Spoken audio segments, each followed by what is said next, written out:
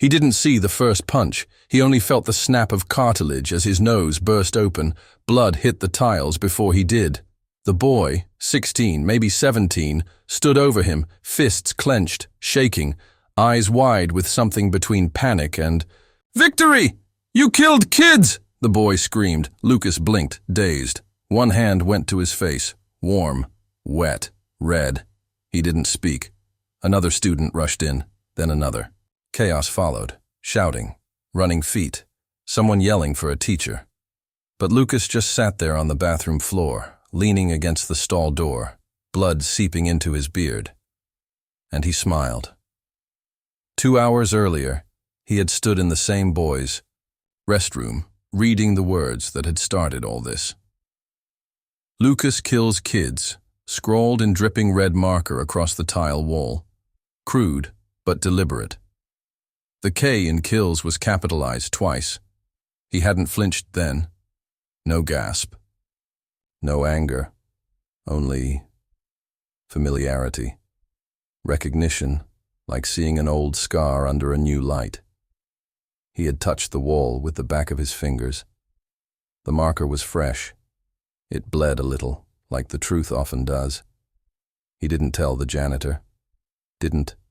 "Take a photo." He walked out, started his day. Gorada, before we continue, comment below. Which city you're from? Lucas Bryant taught shop in a small Ohio high school. A room of tools, wood, safety goggles, and the low hum of students, trying to build something that wouldn't fall apart. He didn't talk much. Didn't have to. His presence was enough. 6'2", broad-shouldered, voice like gravel. When he did speak, kids listened. Not out of fear, but respect. Maybe a little mystery. Nobody knew much about his past, except what floated in the school bio. Former U.S. Army, 2 tours, mechanical engineer, lives alone. No wife, no family, no stories. That morning, in second period, Lucas had sanded a warped piece of pine down to a smooth finish, while a kid asked him if he'd ever shot anyone. It wasn't the first time. Lucas paused. "Do your measurements," he said. The boy laughed awkwardly, but the laughter didn't reach his ears. It stayed at the surface, like oil on water. After the punch, he refused the nurse. "I'm fine," he said, voice stuffed with dried blood. "It's just a nose." In the principal's office, he sat quietly while the boy's parents were called. The kid, name was Owen Martin, refused to explain himself. He said something about Afghanistan, Owen muttered. "Principal," Kimball blinked. "Lucas, you want to respond?" Lucas shook his head. "Did something happen, Lucas?" Lucas looked out the window. "You ever hear a child scream in a language you don't understand?" Silence. "I have." Kimball rubbed his forehead. "Lucas, I need to know what's going on here." "So do I," Lucas said. By 3 p.m., the story had leaked. Phones buzzed in backpacks. Parents called the school. The words, "Lucas kills." Kids had become screenshots, posts, questions. He stood in the hallway and watched his colleagues avoid his eyes. Mrs. Kellner, English, who once invited him to Thanksgiving. Coach Ramos, who shared his coffee in the mornings. Even the janitor. The empty shop class, Lucas sat alone. The tools on the wall were lined up perfectly. Wrenches, pliers, saws. The smell of sawdust was comforting, safe, honest. He closed his eyes. Flashback, heat, choking dust, screaming in the street. It wasn't a firefight. It was worse. A misread, a mistake. Intel said the building was clear. A target was supposed to be inside. But when the door came down, there was just a family. A woman. 2 boys. One of them ran. Fast. Too fast. Lucas had reacted. Reflex, not reason. 3 shots. Center mass. The sound stuck in his head like a tuning fork. The boy's sandals were blue. His blood made mud in the courtyard. Nobody blamed him. Command wrote it off as collateral damage. Unfortunate, they called it. Tragic. But Lucas had never slept right since. Every night he heard those steps, that scream. Those blue sandals. Back in the classroom, a student appeared in the doorway. A freshman girl, nervous. "Mr. Bryant?" He looked up. "There's something in the bathroom again." The second message was worse. "Ask him about the blue shoes." Stumbled backward. Nobody knew that. Not even his CO. Not even the therapist they assigned after discharge. The blood drained from his face. He steadied himself on the sink. Was it possible? Had someone been there? Or was he the one writing it? He leaned closer. Ink, still wet. Marker. Sharp strokes. He closed his eyes. He didn't hear the door open. Didn't see Owen's fist coming. Now, after the ambulance, after the suspension, after the silence, Lucas sat on the bench outside the school. He held a paper towel against his nose. It had mostly stopped bleeding. Principal Kimball stood beside him. "Lucas," he said, "we need to talk about next steps." Lucas didn't answer. His eyes were locked on the parking lot. Kimball sighed. "We can't ignore this. Parents are calling." "Some want you gone," Lucas finally spoke. "Do they know what I did?" Kimball hesitated. "Did what?" Lucas looked at him.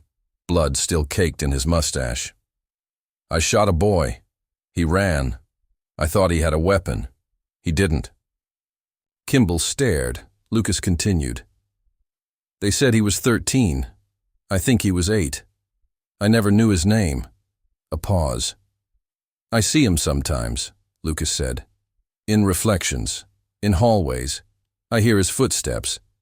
And I wonder if maybe I'm still there, in that courtyard, watching him fall." Kimball said nothing. Lucas stood. "I'm not afraid of what they wrote. I'm afraid of what I'll forget." He walked toward his truck. The hallway was already quiet. The silence was louder than ever. Lucas didn't sleep that night. He lay on his back in the apartment above the bait shop, listening to the refrigerator hum like a distant generator in Kandahar. Sweat soaked through the thin t-shirt that clung. She nodded. "Well, I think you should." He watched her walk away. He sat, opened the bag, a sandwich, apple, napkin with a flower drawn in blue pen. He hadn't cried since the funeral in Kabul. He did now. Lucas Bryant. He looked up from the drill press. The voice was unfamiliar, crisp, female, late 30s, but not a teacher. Not from here. The woman stood at the doorway in slacks and a windbreaker, ID badge clipped to her collar. Behind her the hallway was shadowed in late afternoon. Light. He wiped his hands with a rag. "Yes." She stepped in, calm but with purpose. "Detective Marla O'Neill, Perry County Sheriff's Department." Lucas stiffened. "Someone file a report?" She raised an eyebrow. "Why? Is there something to report?" He didn't respond, just gestured to a stool. "Go ahead." She sat. "This won't take long." He doubted that. She pulled out a small notepad. "There was an incident. 2, actually. A student hit you. And 2 separate graffiti messages appeared on school property. I didn't press charges. Doesn't matter. It's public school. Public property. Kids involved." Lucas nodded slowly. "Okay. You have any idea who wrote the messages?" He paused. "One of them admitted it," he said. "The boy who hit me. Owen Martin." "And the second?" she asked. "The one about the blue shoes?" He looked at her. "That wasn't in the report." Her eyes locked onto his. "That message wasn't public. Only school staff saw it. Someone leaked it. Maybe someone knew what it meant." Lucas turned back to the workbench, picked up a piece of sandpaper. His voice was low. "I don't know." "You sure?" "Pretty sure." She tapped her pen. "Tell me about Afghanistan." "No," She didn't flinch. Someone thinks they know something about you, Mr. Bryant. If they're wrong, you're a victim. If they're right, then I'm a villain? I didn't say that. Lucas looked at her. But you came here with a badge and a file, not a question. She leaned in slightly. You want to help me or not? He took a long breath. I was on patrol. Village outside Lashkar Gah. Intel said there was a bomb maker. We kicked the door in. She waited. There was no bomb maker, he said. Just a woman. 2 kids. One ran. I shot him. O'Neill wrote nothing. I thought, he had something, Lucas added. He didn't. He was fast, that's all. She nodded once. And the shoes? They were blue. A beat. Who else knew that? No one. Are you sure? Lucas hesitated. Unless someone from the unit told, or the therapist. You talk to anyone? A vet group? A student? He thought of Lena. No, not about that. O'Neill rose. Let me be clear. This isn't a criminal investigation, yet, but someone is trying to draw you out. If it's a threat, we'll pursue it. But if you're hiding something, I'm not. She studied him for a long moment. Okay, I'll be back. Don't leave town. He smirked. Where would I go? That evening, Lucas drove to the VFW post. It was bingo night. He didn't go inside. Just sat in the parking lot with the engine off. He saw Owen's father getting out of a truck. Big man. Wore his fatigue jacket still, even after 10 years. Lucas stepped out. The man turned. Froze. You got something to say? The father asked. Lucas nodded. Yeah, I didn't fight back. Not because your son was right, but because I was him. Once. The father's jaw clenched. Lucas added, if he wants to talk, really talk, I'm here. The man said nothing, just walked past him, muttering, you shouldn't be near kids. Lucas didn't argue. He got back in the truck. When he returned to the apartment, the door was ajar. He pulled his keys slowly, opened the door with his shoulder. Inside, everything was untouched, except the table. One thing rested on it. A pair of small blue sandals. Lucas stared, the color draining from his face. His knees gave. He fell to the floor and didn't move. Not for a long time. The sandals were gone. Lucas didn't know how long he'd been lying there on the floor. His body ached. His mouth was dry. The blue sandals, he was sure they were there. He'd touched them. Leather straps, faded edges, one buckle cracked. Now they were gone. He didn't hear the door open. Didn't hear anyone leave. And nothing else in the room had moved. Was he losing his mind? He rose slowly, washed his face in cold water, stared at the man in the mirror. Same tired eyes, same creases, same guilt. The next day he returned to school, not to teach, just to sit. He took the same stool at the back of the workshop, pulled out a piece of pine, and began carving. Shavings fell in quiet rhythm. Wood curled and dropped like slivers of thought. He didn't notice the door open. Mr. Bryant. Lena again. This time with another student, tall, awkward boy, hoodie pulled tight around his ears. We brought something, she said. Lucas wiped his hands. What is it? The boy stepped forward, dropped a backpack on the table and pulled out a spiral notebook.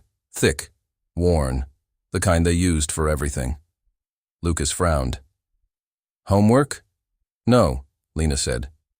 Notes, from the locker, the one next to the bathroom. He blinked. What? She opened the notebook. Inside, pages full of scribbled writing. Strange phrases. Repeated sentences. He didn't scream. The sandals were blue, not collateral, not collateral, not. Lucas stepped back. The boy finally spoke. That's my locker, but I didn't write it. I swear. Lucas looked at him. Then, who did? The kid hesitated. It started showing up. Little notes. First on my books, then in my locker. I thought it was some freak prank. Why show me? Because the last page, the boy whispered. It says your name. Lucas reached forward, flipped to the back. One sentence. Simple block letters. He wants to be forgiven, but never spoke the name. Below that, his name, printed neatly, Lucas Bryant. He left school immediately. He drove with no plan. The highway blurred past, flat fields and power lines. Miles disappeared. He didn't stop until he saw smoke. A fire, small, controlled, at a farmhouse just off Route 13. He pulled over, drawn like a moth. An old man stood beside the blaze, tossing branches onto a burn pile. Wiry frame, long sleeves despite the heat. Lucas stepped out. Need a hand? The man didn't flinch, just looked up, then nodded. Grabbed the pitchfork. Together they fed the fire. Neither spoke, until finally, "You military?" the old man asked. Lucas nodded. "You too?" "Vietnam, 2nd Battalion." Lucas said nothing. The man wiped sweat from his brow. "They don't teach you how to come home."